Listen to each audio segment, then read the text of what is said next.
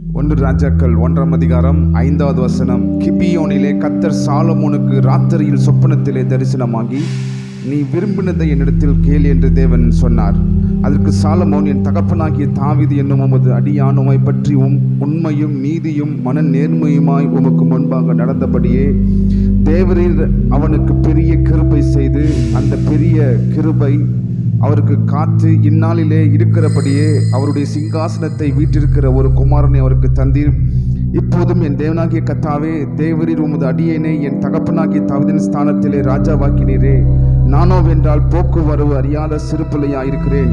நீர் தெரிந்து கொண்டதும் ஏராளத்தினால் எண்ணிக்கைக்கு அடங்காததும் இலக்கத்திற்கு உட்படாதமான திரளான ஜனங்களாகிய உமது ஜனத்தின் நடுவில் அடியேன் இருக்கிறேன். ஆகையால் உமது ஜனங்களை நியாயம் விசாரிக்கவும் நன்மை தீமை என்னதென்று வகையறுக்கவும் அடியனுக்கு ஞானமுள்ள இதயத்தை தந்திருந்தும்.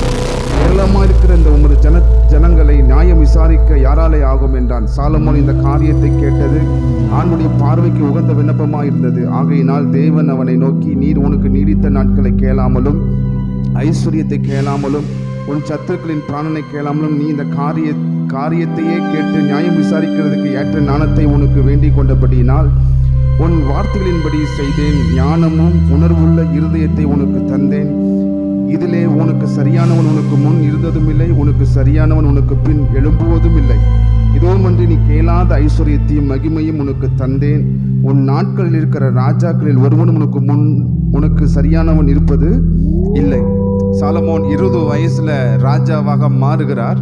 அவர் உபவாசம் இருந்து ஜெபம் பண்ணல, அவர் மணிக்கணக்கில் ஜெபம் பண்ணல, கனவுல ஜெபம் பண்றாரு. ஆண்டவர் கனவுல தோன்றி சாலமோன் கிட்ட கேட்கிறாரு, சாலமோனே உனக்கு என்ன வேணும்? ஐஸ்வர்யம் வேணுமா, நீடித்த வாழ்வு வேணுமா, என்ன வேணும்னு கேட்கும் பொழுது சாலமோன், ஆண்டவரே என்னுடைய ஜனங்களை நியாயம் விசாரிக்கிறதுக்கு எனக்கு ஞானம் வேணும் ஆண்டவரேன்னு சொல்லி கனவுல தான் ஜெபம் பண்றாரு. உபவாசம் ஜெபம் பண்ணல, அவர் கனவுல ஜெபம் பண்றாரு.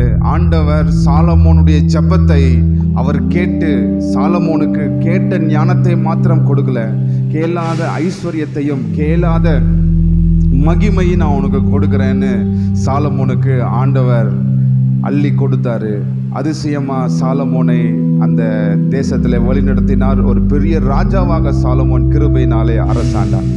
அப்போ சாலமோன் கனவுல ஜெபம் பண்ணும்போது நமக்கு அற்புதத்தை செய்கிறார் என்று சொன்னால், இன்றைக்கு நாம் இயேசுவினுடைய நாமத்தினாலே ஜெபம் செய்யும் பொழுது ஆண்டவர் நாம் கேட்கிறதை மாத்திரம் தருகிறவர் அல்ல, நாம் கேட்பதற்கு மேலாக விரும்புவதற்கு மேலாக அதிகமாய் செய்கிற தேவன் நம்முடைய தேவனாக இருக்கிறார்.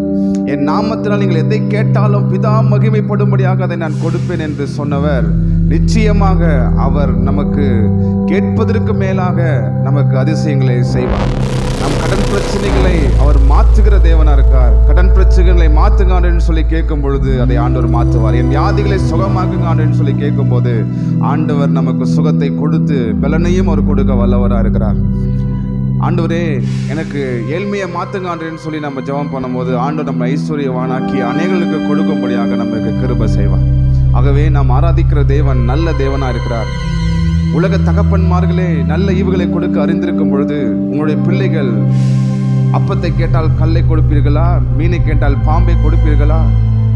பொல்லாத தகப்பனாகி நீங்கள் நல்ல ஈவுகளை கொடுக்க அறிந்திருக்கும் பொழுது பரமபிதா அவைகளை பார்க்கிலும் நல்ல ஈவுகளை கொடுக்க அறிந்திருக்கிறார். நீங்கள் கேட்கிற பொழுது பரிசுத்த ஆவியே கொடுக்க அவர் சித்தமுள்ளவராக இருக்கிறார் என்று சொன்னார். எவ்வளவு நல்ல தேவனா இருக்காரு.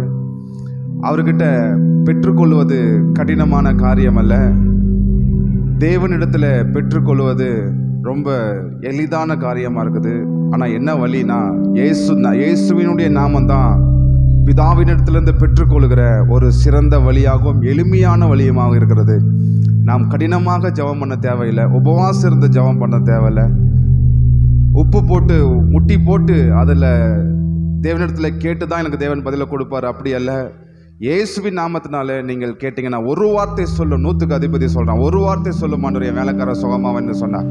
அப்போ நாம் ஒரு வார்த்தை சொல்லி ஜெபம் பண்ணால் கூட ஆண்டவர்கிட்ட நம்ம பதிலை பெற்றுக்கொள்ள முடியும். நீங்கள் அநேக வசனப்பினாலே உங்களுடைய ஜெபம் கேட்கப்பட்டது என்று நீங்கள் எண்ணாதிருங்கள் என்று சொல்கிறார். பரிசெய்கிறோம், சதி செய்கிறோம், மணிக்கணக்கில் ஜெபம் பண்ணுறாங்க, மற்றவர்கள் பார்க்க முடியாத ஜெபம் பண்ணுறாங்க. ஆனால் நீ ஆராதிக்கிற எந்த ஸ்தானமாக இருந்தாலும் இறங்கி வந்து உன்னை ஆசீர்வதிப்பேன் என்று சொன்னவர் உண்மையாய் தேடுகிற யாவருக்கும் அவர் சமீபமா இருக்கிறார் என்று சொன்ன தேவன், நீங்கள் இருக்கிற இடத்திலே ஒரு வார்த்தை சொல்லி பாருங்க, ஆண்டவரே என்னை சுகமாக்குங்க, ஆண்டவரே என் கடன் பிரச்சனையை மாத்துங்க, ஆண்டவரே என்னுடைய பிரச்சனைக்கு சொல்யூஷனை கொடுங்க ஆண்டவரேன்னு சொல்லி இருக்கிற இடத்துல நீங்க இயேசுவினுடைய நாமத்தினாலே, இயேசுவின் நாமத்தின் மேலே விசுவாசத்தை வைத்து நீங்கள் கேட்கிறவர்களா இருந்தால் நிச்சயமாக நீங்க நிற்கிற இடத்திலே அற்புதத்தை நீங்கள் பார்க்க முடியும். தேவன் நம்முடைய வாழ்க்கையில சிறந்ததையும் அதிசயமானதையும் ஆச்சரியமான காரியத்தை செய்ய அவர் வல்லவராக இருக்கிறார்.